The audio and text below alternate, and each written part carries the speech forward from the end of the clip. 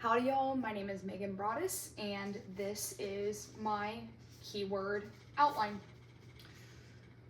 Regardless what field of study you are in, you are bound to cross paths with those of differing opinions than yourself. Conversations about religion, politics, racism, sexuality, and all of these other conversations should be kept away from the workplace. Workplace discussions often delve into controversial topics, leading to discomfort and disagreements amongst employees and supervisors. Therefore, it is essential to establish a policy that prohibits such conversations during work hours, fostering a harmonious and inclusive environment. Today, I'm going to tell y'all a little bit about why this has become so prevalent in today's society and a policy that needs to be put in place to combat this issue. To start off, I want to tell y'all a little bit about Correa. She is a researcher that produced a study titled Resume Helps: Politics in the Workplace Study 2024. Within this study, she pulls 1,000 US respondents and puts them in the survey database called Pollfish, and she asks them a bunch of questions about different topics, like, for example, euthanasia. And she pulls that topic and she asks them, if a conversation about euthanasia is had, will this affect your work performance? And so on and so forth. And what she finds is that 51% believe workplace political discussions hurt the work environment. Correa got the inspiration for this study from this study that I pulled.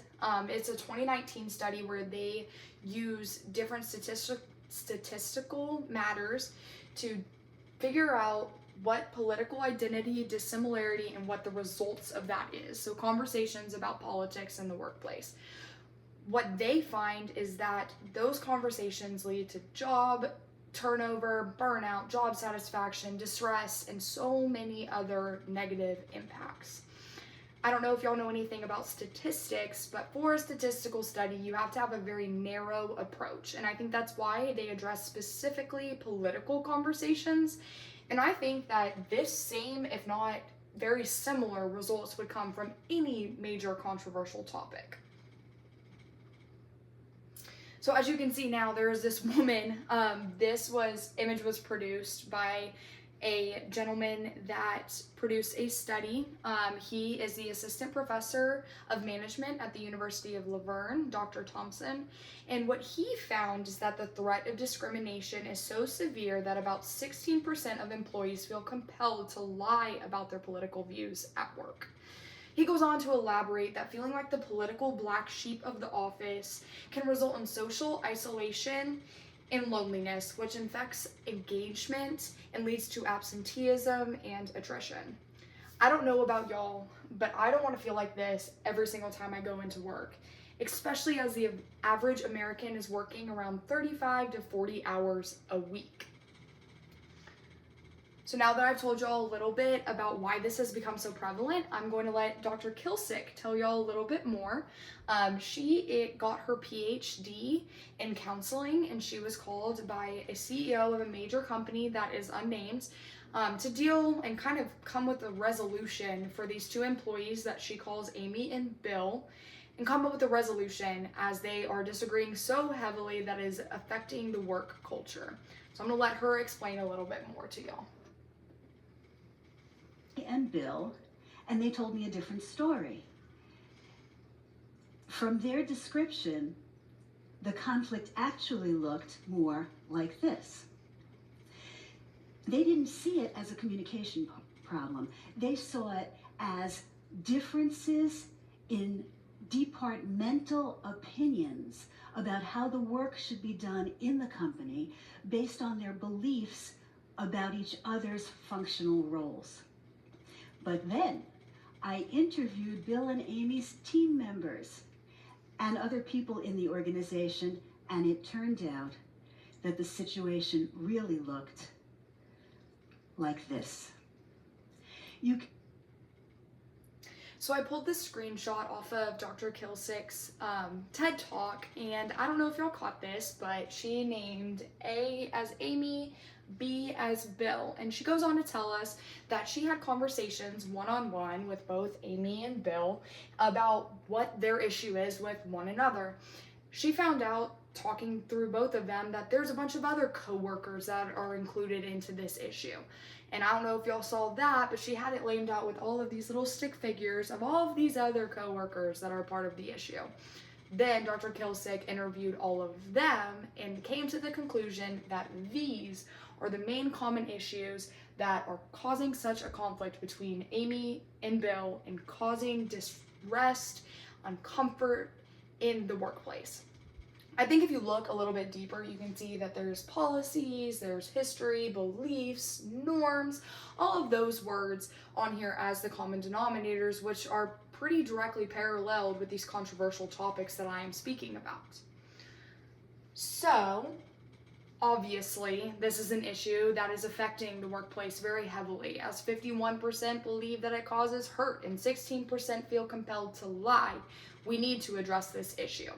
This is where my resolution is coming from, and I found from authors Dean, Safransk, and Lee in their study that they said that there is an increasingly rich set of workplace disputes that have informed the pressing need for proactive managerial action.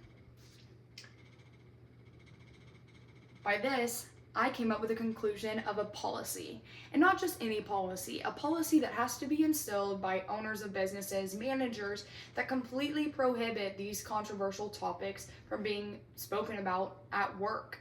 And that there might have to be some kind of repercussions if those conversations are had, whether that be a one-on-one meeting or maybe just hey, you get 3 strikes and you're out. But obviously there's a need for this conversation to not be had at work. I think if this policy is instilled, that we can go from looking like this when we go to work to looking like this. Now, I don't know about y'all, but I would much rather look like this gentleman here when I'm spending all my days walking into the office than I would having my head buried in front of my computer every single time. So now I've talked to y'all a little bit about the policy that I am proposing we instill. Now I want to tell y'all a little bit more about kind of the conflicts that could come about from this policy. And I feel like they need to be addressed. So Navarra, a different author, wrote in her article, How to Manage Political Discussions at the Workplace, that she brings up a fantastic point that it's unrealistic to expect employees to leave their concerns at the door when they sign in for work every day. I think that's a fantastic concept, of course, but obviously there's a calling need for action. Would we rather not have these conversations at all at work and be expected to leave our baggage at the door?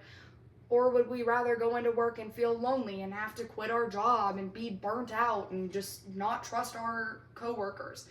The only other resolution I can find is if these big ticket businesses only hire people of a specific controversial topic belief, and then another business hires the opposite side, and then now what? Now they're not going to work with each other? That's simply not something that we can actually do. So to close out, I want to tell you all about these contributors, Shaylee, Bentia Wad, and Rezki, found in their descriptive research study that using qualitative measures that reducing employees' conflict can help increase employees' productivity, motivation, and loyalty, while decreasing medical cost, workers' compensation, and litigation cost. These findings were reported in their article, Forms of Conflict Resolution Based on Local Wisdom. If I was a business owner, I would want to decrease medical costs. I would want to decrease workers' compensation and definitely litigation costs. There's a call to action that needs to be addressed. So to close out, I urge all of y'all, whether a policy is instilled or it is not, to stop having these conversations at work. If it's not directly influencing you, it may be directly hurting someone else. And we just need to stop them altogether. So thank you for listening, and I hope you'll have a great rest of your day. And this is my We're excited.